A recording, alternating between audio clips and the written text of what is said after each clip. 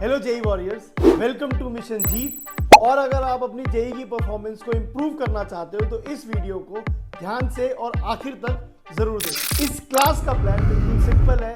हम लोग इस क्लास में इस चैप्टर के सारे शॉर्ट नोट्स बनाने वाले हैं with all the important formulas and all the important tricks and all the important problems जो हमें एग्जाम के टाइम याद रखने की जरूरत है। आगे टाइम वेस्ट करे बिना let's start with the short notes. By default alternating current and voltage के जो फंक्शंस हैं वो हमारा I is equal to I naught sine omega t plus phi naught हो जाता है। इसमें जो आई नॉट है इसका नाम होता है पीक वैल्यू। ओमेगा जो है ये क्या है? Angular frequency. मतलब जैसे इंडिया में कितने फ्रीक्वेंसी पे करंट आता है, तो ये इंडिया में 100 पाई हो जाता है, right. Omega in case of India जो है वो 100 पाई हो जाता है। मतलब अगेन मैं डायरेक्टली रिलेटेड है एंगुलर फ्रीक्वेंसी और लीनियर फ्रीक्वेंसी, बट फिर भी दोनों की वैल्यूज को हमें अलग ही ट्रीट करना चाहिए। समझ आना चाहिए क्या है। अगर इस करंट को आप मूविंग कॉइल गैल्वेनोमीटर से मेजर करते हो तो क्या मेजर होता है? जीरो। अगर मूविंग कॉइल गैल्वेनोमीटर से मेजर करते हो तो वो इतना फास्ट ऑसिलेट करता है कि इफेक्टिवली वो ऑसिलेट ही नहीं करता, वो वहीं पे रुकी रहती है नीडल, जो उसकी एवरेज वैल्यू वहीं पे रुकी रहती है। अगर इस करंट को थर्मल एमीटर से मेजर करते हो तो क्या मेजर करता है? IRMS मेजर करता है। और डिफॉल्ट साइनोसॉइडल फंक्शन में IRMS की वैल्यू जो है वो कितनी है? I0/√2। IRMS एक कॉन्सेप्ट होता है मीन्स का। इन दिस IRMS की वैल्यू किसी भी फंक्शन की, IRMS करंट ऐसा था 0 से t तक I² dt का integration divided by t। Average value हो गई I² की, उसका स्क्वायर रूट लिया तो IRMS आया। ये साइनोसॉइडल के लिए I0/√2 हो जाता है, वोल्टेज के लिए भी V0/√2 हो जाता है। तो जैसे इंडिया में बोला जाता है कि 220 वोल्ट सप्लाई आती है, तो वो बेसिकली VRMS जो है वो 220 वोल्ट है। सो अगर ये नहीं बोला हुआ कि पीक वैल्यू की बात करें या फिर आरएमएस वैल्यू की बात कर रहे हैं, तो हम अज्यूम करते हैं कि हम आरएमएस वैल्यू की बात कर रहे हैं और वो आरएमएस वैल्यू की बात ही पूछ रहे हैं। अब they are not using the word peak और आरएमएस स्पेसिफिकली। साइनोसॉइडल करंट के लिए हमने बता दिया I0/√2 है ये वैल्यू। अगर ऐसे ट्रायंगुलर वेवफॉर्म वाला करंट होता है तो उसके लिए जो आरएमएस वैल्यू जाती है वो कितनी जाती है? I0/√3। ये हमने कैलकुलेशन आप करना चाहो तो कर सकते हो कि इसका फंक्शन लिखोगे और 0 से t0 तक I² dt का इंटीग्रेशन करके उसका नीचे t से डिवाइड करके फिगर आउट कर सकते हो। बट हाँ, यहाँ पे जो वैल्यू जाएगी वो जो पीक वैल्यू करंट की डिवाइड बाय √3 हो जाएगी। ये बेसिक बातें हो गई। जो दूसरी बात हमारे सामने आती है वो अलग अलग एलिमेंट्स किस तरीके से बिहेव करते हैं इन एसी सर्किट। हमें ये समझना है, तीन ही एलिमेंट्स होते हैं हमारे सर्किट के अंदर जो हम मोस्टली देखते हैं, रेजिस्टर, कैपेसिटर और इंडक्टर। रेजिस्टर की अगर मैं बात करता हूं तो अगर यहाँ पे उसके अक्रॉस V वोल्टेज ऐसे कुछ लगा दी जाए तो रेजिस्टर के अंदर करंट की जो पीक वैल्यू है वो V0/R है और फेज डिफरेंस जो है वो 0 है। तो करंट की वैल्यू अगर बोलेंगे तो करंट की वैल्यू में हमें पीक वैल्यू सोचेंगे तो V0/R हो जाएगी। और फेज की बात जब सोचेंगे तो हमें कहेंगे यार फेज तो कुछ यहाँ पे है ही नहीं, फेज डिफरेंस तो V0/R into sine of omega t plus phi naught हमारे पास हो जाएगा। Are we clear about it? ठीक है। इसके अलावा जो दूसरी सिचुएशन हमारे सामने ये है कि अगर एक कैपेसिटर है और उसके अक्रॉस आपने V लेस से V equal to V0 sine omega t, this function is not important. एक इंपॉर्टेंट बात होती है XC, जो रिएक्टेंस ऑफ दिस कैपेसिटर होती है वो हो जाती है 1/ωc। जितना ज्यादा ओमेगा उतना कम C उसका रिएक्टेंस। I0 की जो वैल्यू V0/XC हो जाता है। और फेज डिफरेंस की बात करते हैं तो π/2 हो जाता है। कौन आगे आ जाता है? Current is head of potential. ऐसे कुछ हम याद रख लेते हैं। कैपेसिटर के जो तीन इनिशियल अल्फाबेट्स है CAP, वही आपको बता देता है कि कौन आगे कौन पीछे। Current is head of potential. Current की वैल्यू अगर हम बात कर लेंगे यहां पे तो हो जाएगी V0/XC, तो पीक वैल्यू हो जाएगी करंट की। Into sine of omega T में करंट आगे है तो sign omega t plus pi by 2 अपन यहाँ पे लिख लेंगे, तो ये आई की वैल्यू आ जाएगी। लेकिन याद रखने वाली बातें नहीं है, बस ये समझने वाली बात है कि ये जो फैक्टर्स हैं इनकी वजह से ये कैसे आया।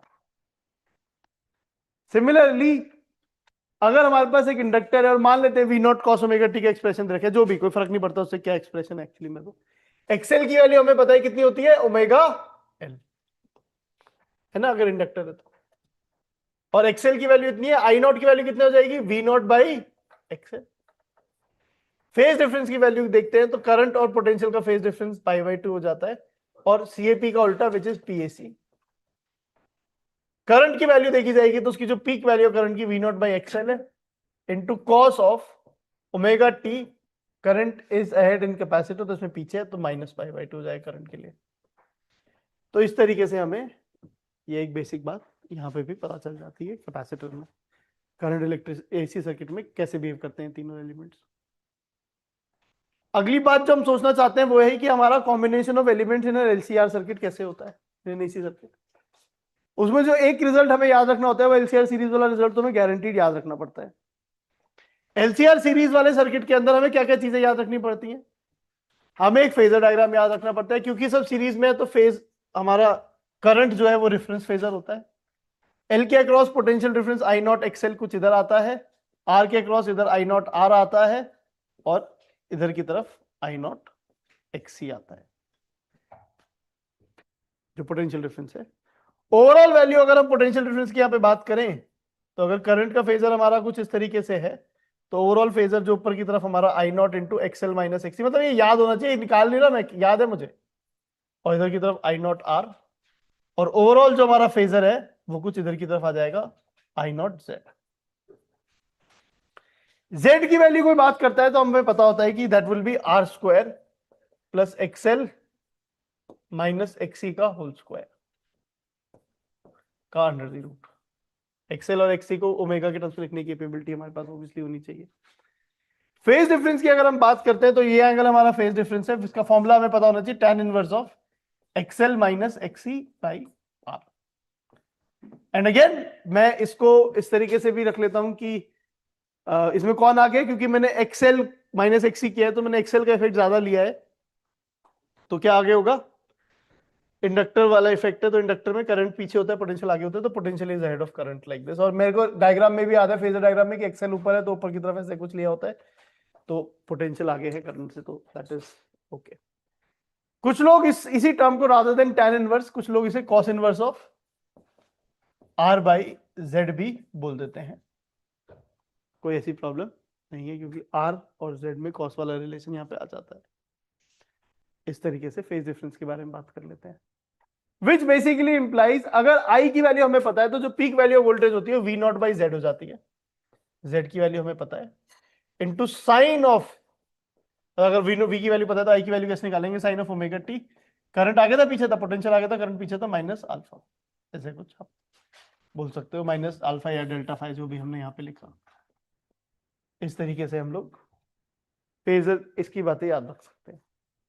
एक जो दूसरी बात है जो याद रखने की जरूरत नहीं है बट हमें समझ आनी चाहिए, वो थोड़ी सी ये वाली बात है, वैसे तो मेन के लेवल पे हमसे कोई पूछता नहीं है बात, बट फिर भी जो समझ आने वाली बात है कि अगर आपको यहाँ पे आई का फंक्शन पता चल गया तो अगर मैं आपसे एल और कैपेसिटर रजिस्टर के अक्रॉस ये पूछूं कि भाई कितना पोटेंशियल डिफरेंस होगा, तो उसके लिए आप डायरेक्टली वी के फंक्शन से नहीं जा सकते, पहले आपको आई का फंक्शन निकालना पड़ता है तीनों के थ्रू, क्योंकि वी तो ओवरऑल है और तीनों के थ्रू आई का फंक्शन निकालना होता है। वहां से जब आप देखते हो तो आप बोलते हो कि अच्छा वी नॉट बाई जेड एक पीक वैल्यू ऑफ करंट है into XL peak value of voltage हो जाएगी इंडक्टर के across, into sine of omega T minus delta phi, तो आपका फेज डिफरेंस क्या कहते हैं, फिर कौन आगे होता है करंट में, इंडक्टर में करंट पीछे होता है ना, पोटेंशियल आगे होता है, पोटेंशियल हेड ऑफ करंट, तो यस प्लस पाई बाई 2 प्लस हो जाएगा। कैपेसिटर में V not by Z peak value of current है into XC peak value voltage हो जाएगी कैपेसिटर के across, into sine of omega T minus delta phi, और इसमें current is head of potential तो पोटेंशियल पीछे है तो माइनस पाई बाई 2 आ जाएगा। और रेजिस्टर में तो बहुत सिंपल सी बात है, V not by Z into R into sine of omega T minus delta phi, इस तरीके से हो जाएगा। अगेन ये याद रखने वाली बात नहीं है, ये सोचने वाली बात है, बट ये बात एक्सेप्टेबल यहां पे होनी चाहिए कि पहले आई निकालना पड़ेगा फिर आप वी निकाल पाओगे इन तीनों ब्रांचेस में, अदरवाइज वो नहीं निकलेगा। इसके अलावा एक छोटी सी कहानी ये होती है कि रेजोनेंस का क्या फंडा होता है। अगर peak value of current versus omega का ग्राफ बनाते हैं तो ग्राफ ऐसा कुछ आता है। There is a particular value of omega at which current का amplitude is maximum, and that particular value of omega is known as our resonant frequency, and the value for that is 1 by root LC। बहुत बार ये resonant angular frequency 1 by root LC, अगर इसमें resonant frequency निकालनी है वो क्या हो जाएगी, 2 पाई से मल्टीप्लाई, 2 पाई ओमेगा होता है ना एफ, सॉरी नहीं नहीं नहीं, तो जो अपॉन में करना पड़ेगा तो ओमेगा बाई 2 पाई हो जाएगा, right. So that will be, and then that will be 1 by 2 pi root LC, ऐसे कुछ आ जाएगा, सॉरी तो मेरे को याद नहीं रहता, मुझे भी निकालना ही पड़ता है, that is yes you right. Again resonance वाली सिचुएशन में एसेंशियली होता क्या है कि जो आई नॉट एक्सएल है और जो आई नॉट एक्सी है वो एक दूसरे को कैंसिल कर देते हैं। इफेक्टिवली आपके पास सिर्फ आई नॉट आर ही बच जाता है, इनके बीच का फेज डिफरेंस 0 हो जाता है, जेड की वैल्यू जो है आर के बराबर हो जाती है और फेज डिफरेंस जो है वो 0 हो जाता है between the voltage and the current at resonance. ऐसा कुछ हो भी रहा होता है यहाँ पे, इज दैट ओके। बहुत रेजोनेंस को डिफाइन भी ऐसे कर देते हैं कि phase difference between current and voltage should be 0, कोई बात नहीं। एलसीआर पैरेलल की जब हम बात करते हैं, एलसीआर पैरेलल में अगेन ये रिजल्ट तो शायद याद नहीं रहता, बट ये भी याद रखें, बहुत मुश्किल रिजल्ट नहीं है। सबसे पहली बात, अगर इसका रेफरेंस फेजर देखेंगे तो वोल्टेज हो जाएगा, यहां पे जो करंट का फेजर है, करंट का phasor V not by XC ऊपर आ जाता है, वी नॉट बाई एक्सएल नीचे आ जाता है, और इधर की तरफ वी नॉट बाई आर कुछ ऐसे आ जाता है, and which obviously would imply कि ऊपर की तरफ आपका V naught into 1 by XC minus, जैसे पैरेलल में हमारा रजिस्टर में भी 1 अपॉन में आ जाता था ना, तो बस सब कुछ 1 अपॉन में चला गया, और इधर की तरफ वी नॉट बाई आर, ऐसे कुछ है हमारे पास। तो ये आपका ओवरऑल आ जाता है। तो z की वैल्यू जब निकालते हैं तो 1 बाई जेड की वैल्यू हमारे को पता चलती है 1 बाई आर का square plus 1 by XC minus 1 by XL का स्क्वायर, और डेल्टा फाई की जब बात करता हूं तो वो again tan inverse of 1 by XC minus 1 by XL हो जाता है डिवाइडेड बाय 1 बाई आर। इस तरीके से हम लोग इसे याद रख लेते हैं। और अगेन यहाँ पे भी पोटेंशियल एड ऑफ करंट ही है, क्योंकि अगर आप ये देखोगे तो ये करंट है और ये पोटेंशियल है, नहीं रुक जाओ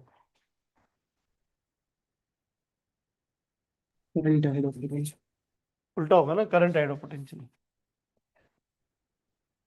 है कुछ यहाँ पे ना, ओके ठीक है, that's fine.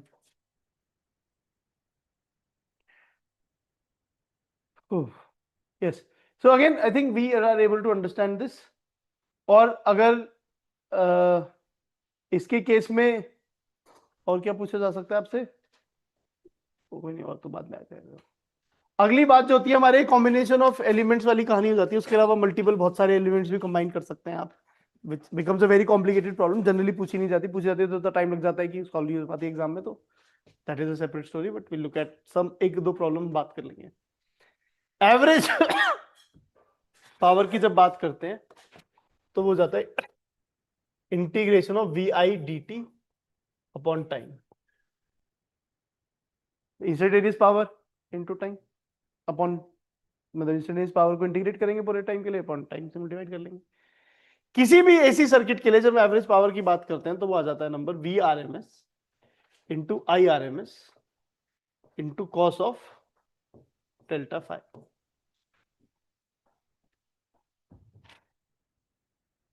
Is that okay?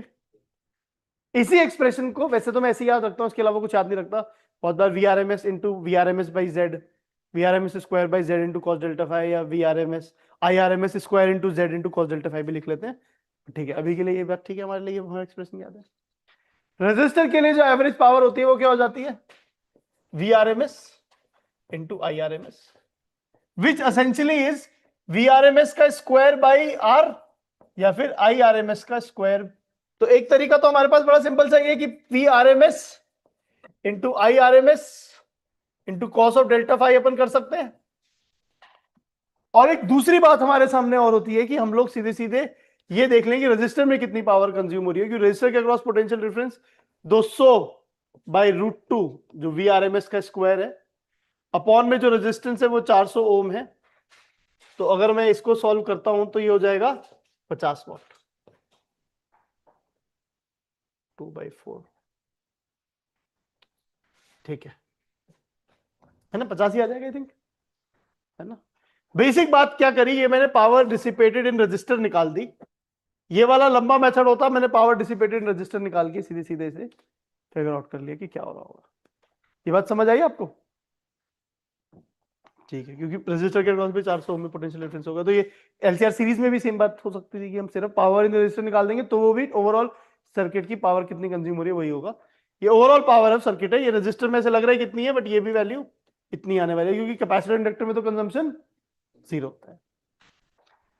Almost जो आखिरी बात है हमारे सामने वो ये कि वी और आई अक्रॉस ईच एलिमेंट, ऐसा कुछ सर्किट बनाया जा सकता है जिसमें एल और सी के साथ खेल लेते हैं ये लोग। सेम एल और सेम सी हमने यूज किया हुआ है इन लोगों ने, और यहाँ पे आपसे पूछ लिया वी और आई अक्रॉस ईच एलिमेंट बताओ, आप पिल गए कि इतना कॉम्प्लिकेटेड सर्किट कैसे सॉल्व करें हम लोग, पहले इसको सॉल्व करें फिर इसके पैरेलल लें फिर इसका सीरीज लें, इतनी मेहनत करने की जरूरत नहीं। ये दोनों सेम है ना, करंट इसकी आई इसकी रिएक्टेंस दोनों की सेम है, तो आपको ये समझ आता है बिल्कुल एग्जैक्टली ऑपोजिट फेज में इनके पोटेंशियल डिफरेंस होंगे। तो इसके अक्रॉस अगर V1 पोटेंशियल डिफरेंस होगा तो इसके across exactly minus V1 potential difference होगा। तो overall net potential difference in दोनों को मिला के जब हम देखते हैं तो कितना हो जाएगा, वो 0 हो जाएगा। और अगर इसके अक्रॉस 0 पोटेंशियल डिफरेंस आ गया तो इसके अक्रॉस भी कितना पोटेंशियल डिफरेंस आ जाएगा, 0 पोटेंशियल डिफरेंस आ जाएगा, व्हिच मींस एक रेजिस्टर के अक्रॉस अगर 0 पोटेंशियल डिफरेंस है तो उसमें करंट कितना हो जाएगा, 0। तो जितना भी करंट इस सर्किट का है वो सर्किट का करंट ऐसे पास कर जाएगा, अगर आई कुछ करंट है तो आई करंट यहां पे पास कर जाएगा, simply that is the situation. And again उसमें भी आप देखोगे तो ओवरऑल इनके अक्रॉस तो पोटेंशियल डिफरेंस 0 है, तो जितना भी पोटेंशियल डिफरेंस है इसका जो 200 वोल्ट पोटेंशियल डिफरेंस है वो 200 वोल्ट यहां पे आ जाएगा। अगेन पीक वैल्यू की बात करो, आरएमएस वैल्यू कोई पूछेगा तो 1/√2 से डिवाइड कर लेंगे, पीक वैल्यू यहां पे 200 है ना, ठीक है। तो 200 वोल्ट है तो जो peak value of the current है वो 200/100 2 एम्पियर हो जाएगा, और अगेन वो सारा का सारा करंट इधर से पास कर जाएगा।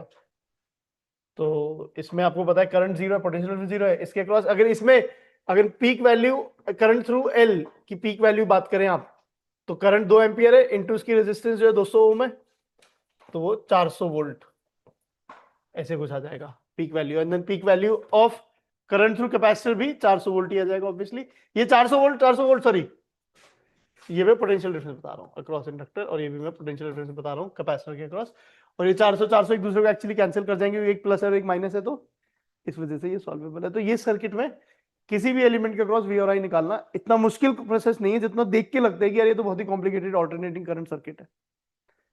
बात समझ आ रही है? ठीक है, ऐसी कुछ सिचुएशन हमारे सामने बनती है।